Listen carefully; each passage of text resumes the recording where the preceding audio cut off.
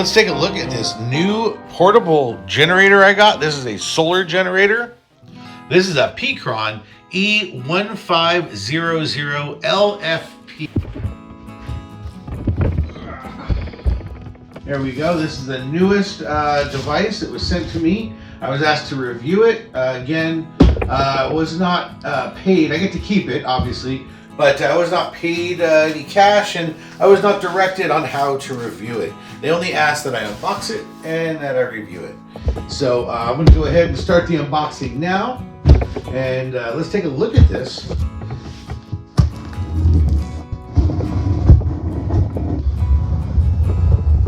All right, get double boxed here maybe.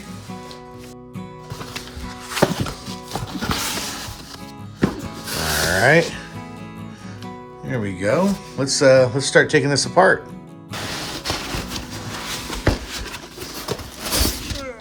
All right, so this looks like it's double boxed. I'm just gonna go ahead and try to pull it out here without breaking my back.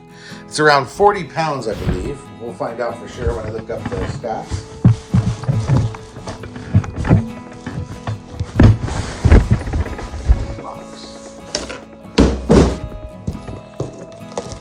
Got this accessory bag.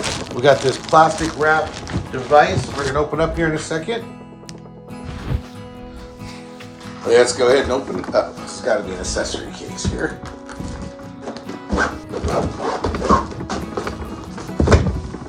Indeed. Looks like we've got a set of jumpers to charge, probably direct off a battery, or maybe even to charge a battery. We'll find out when we read the manual. We've got a 12-volt adapter here.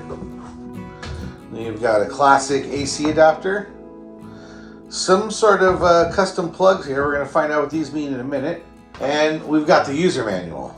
Now, one thing about my reviews is before I actually start operating this thing, we're going to give the user manual a read, and then we'll revisit the product. I'm not the kind of guy who likes to just turn things on, start messing around with things without reading the user manual first. Let's put this aside. Let's unwrap this. Take a look.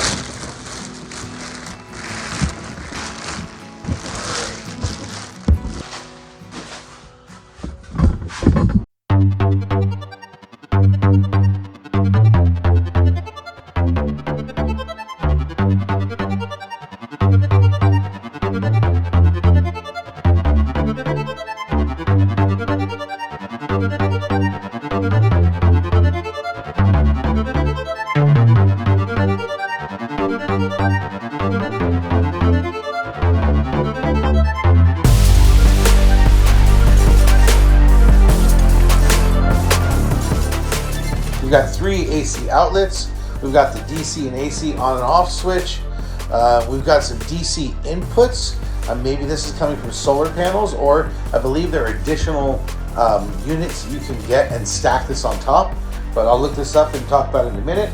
We've got the 12-volt outlets here. We've got the USB outlets here with a bunch of different watt ranges going from 100 watts down to 18 watts. So all the inputs are over here and all the outputs are over here. So now I'm going to read the manual and let's get back to it.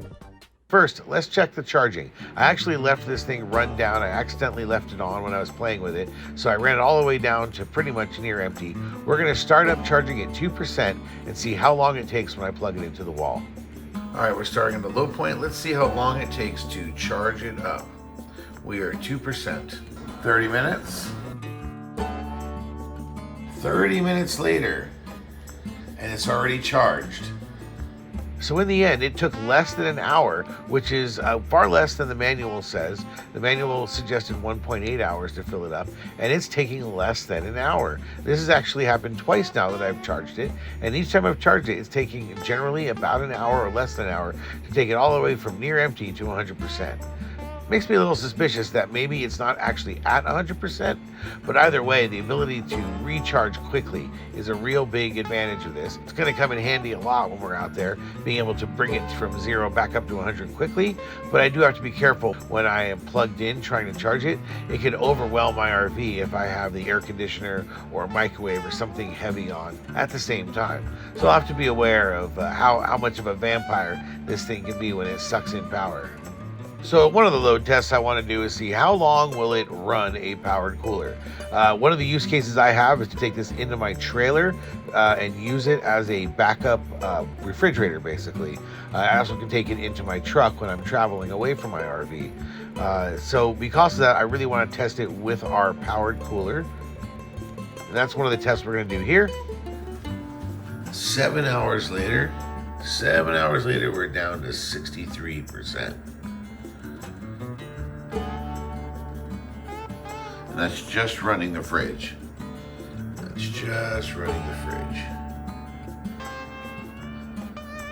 Now, last I checked, it was around 30-something%.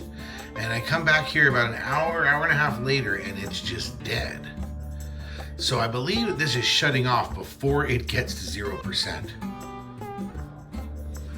So I'm plugging in the charger again. Give it a second.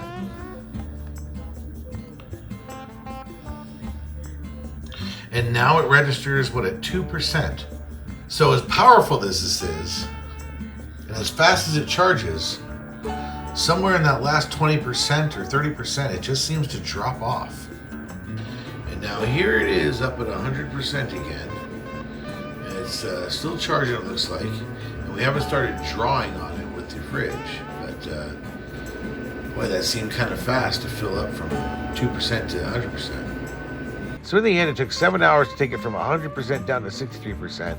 And then when I came back and checked it 5 hours later, it was already down to 0. So we'll have to get to the bottom of that and figure out why does it drop? Like, what is the minimum percentage needed to run AC and AC output? Maybe the inverter needs 20 or 30 or 40% minimum of the battery.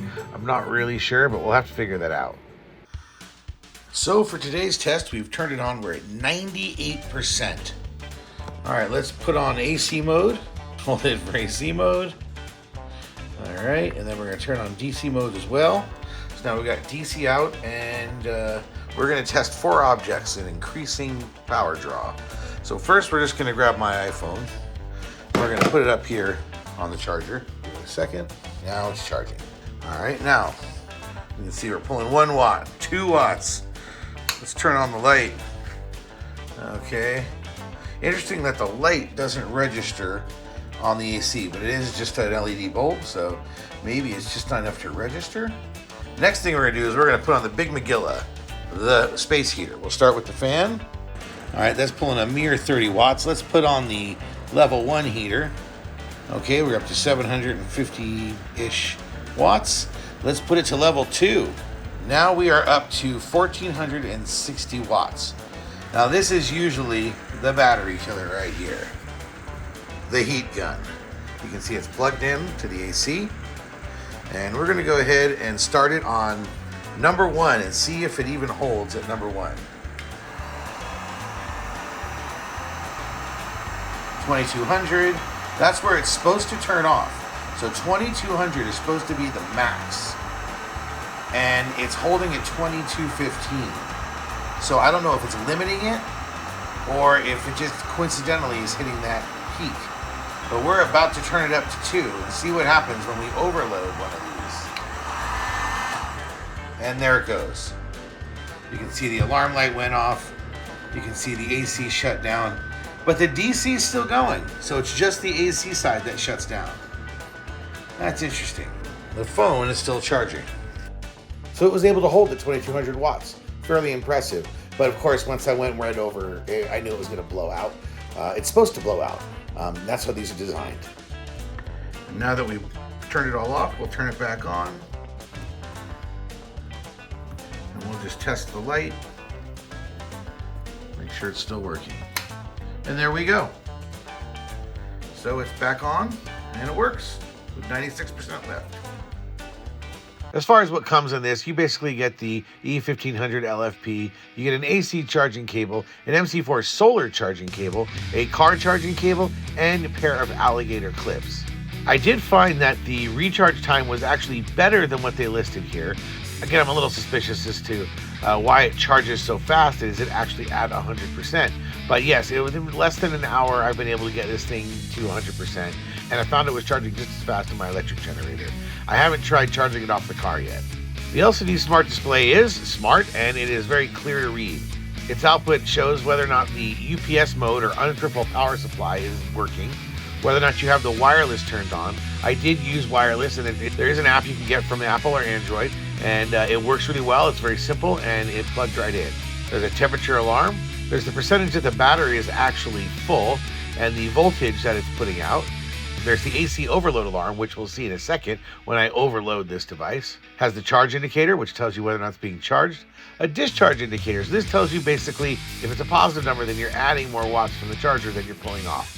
If it's a negative number, then you're pulling more power out of it than you're filling up with it with the charger. It tells you whether the DC out or the AC out is actually turned on, what the AC output wattage is, in other words, how much you're using.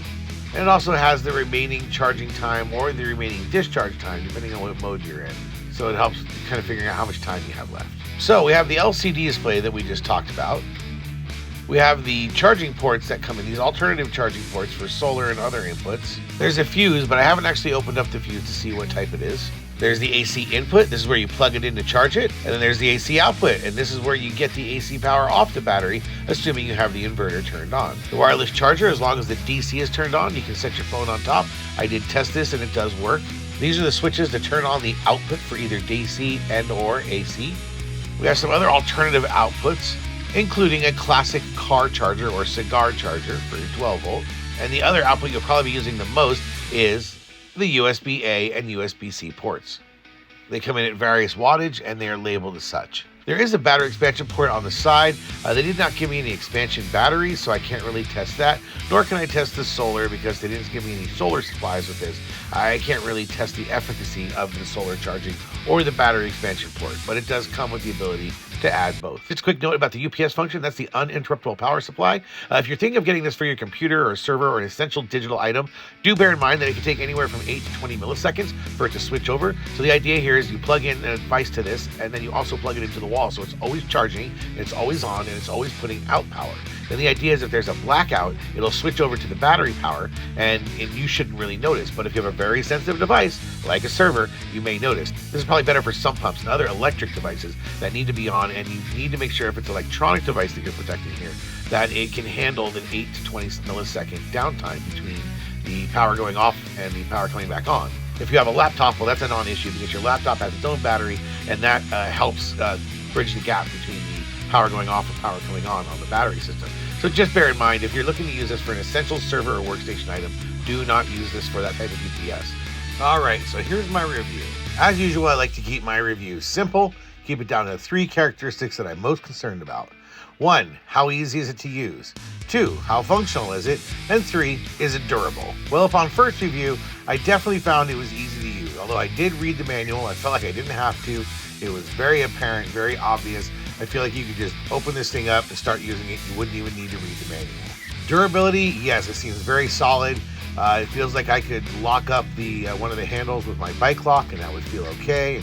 And it's just generally a solid device, and there's no holes or vents on top, which matters to me because I don't want any sprinkles or any spills getting in there.